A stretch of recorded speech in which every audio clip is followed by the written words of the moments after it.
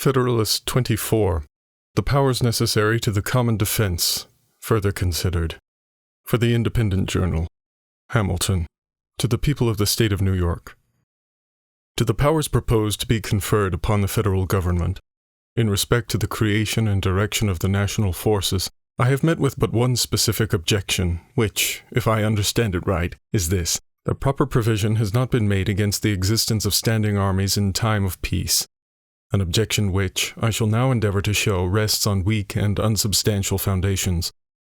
It has indeed been brought forward in the most vague and general form, supported only by bold assertions, without the appearance of argument, without even the sanction of theoretical opinions, in contradiction to the practice of other free nations and to the general sense of America, as expressed in most of the existing constitutions.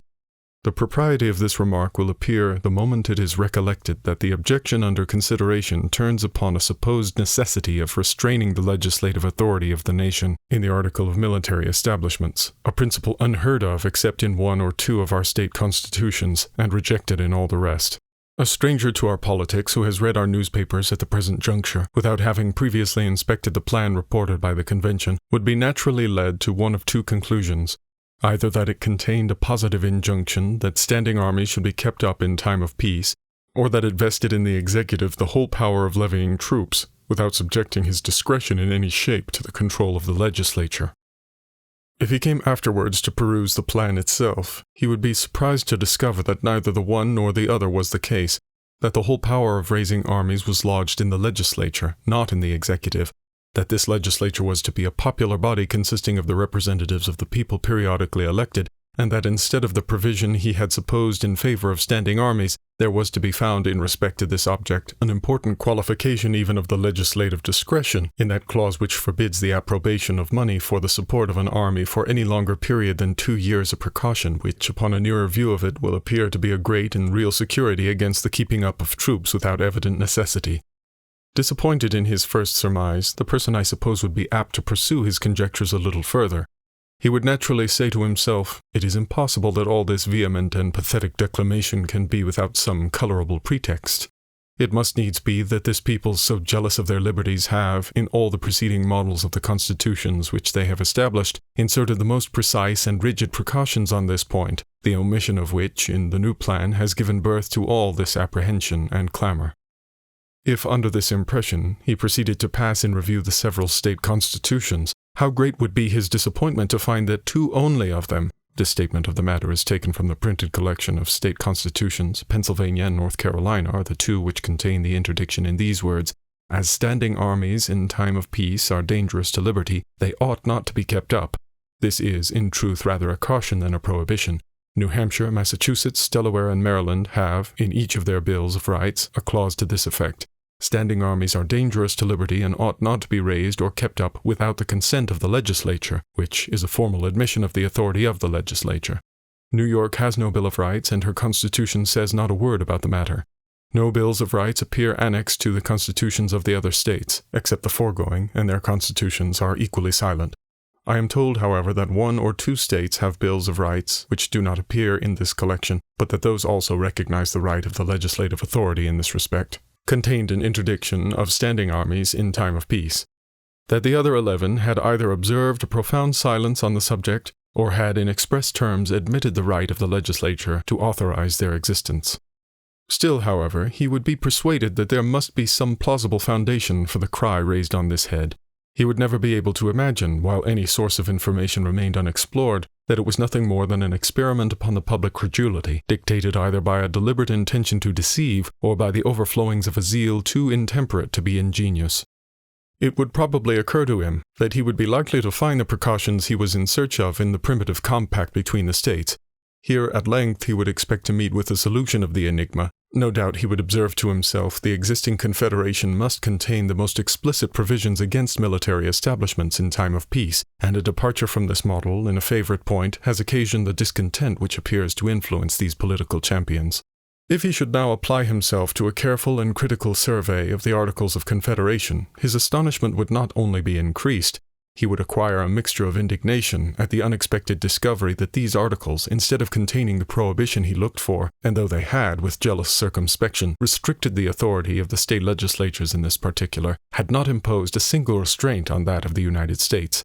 If he happened to be a man of quick sensibility or ardent temper, he could now no longer refrain from regarding these clamors as the dishonest artifices of a sinister and unprincipled opposition to a plan which ought at least to receive a fair and candid examination from all sincere lovers of their country.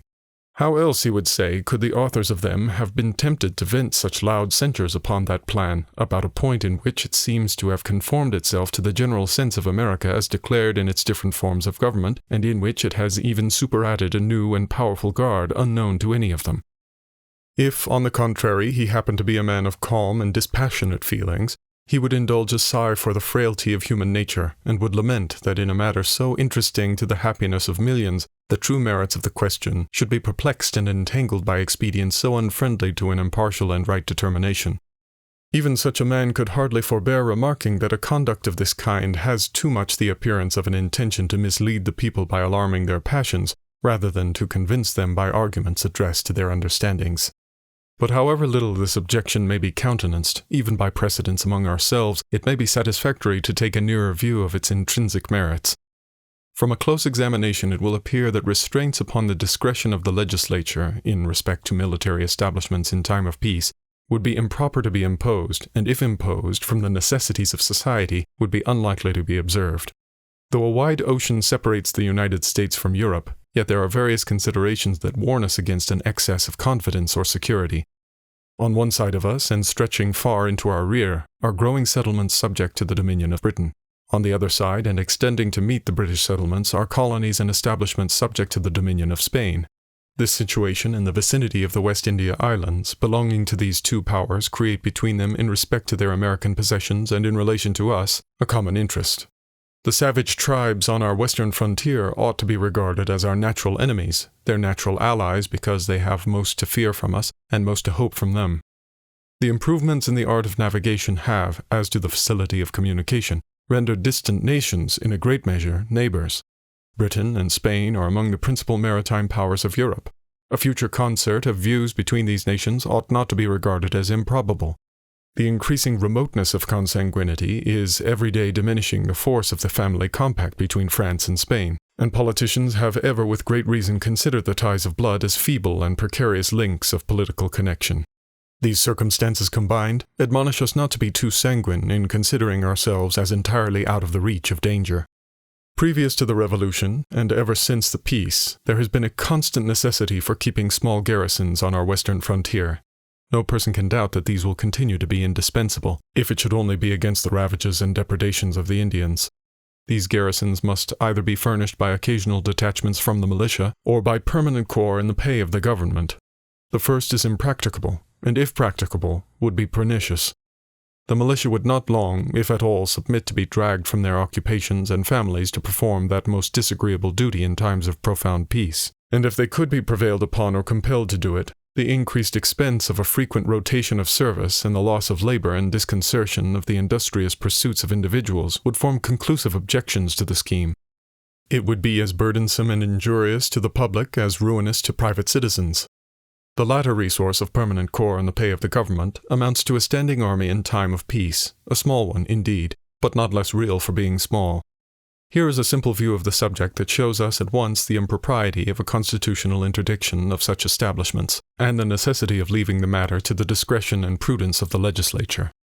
In proportion to our increase in strength, it is probable, nay, it may be said certain, that Britain and Spain would augment their military establishments in our neighborhood.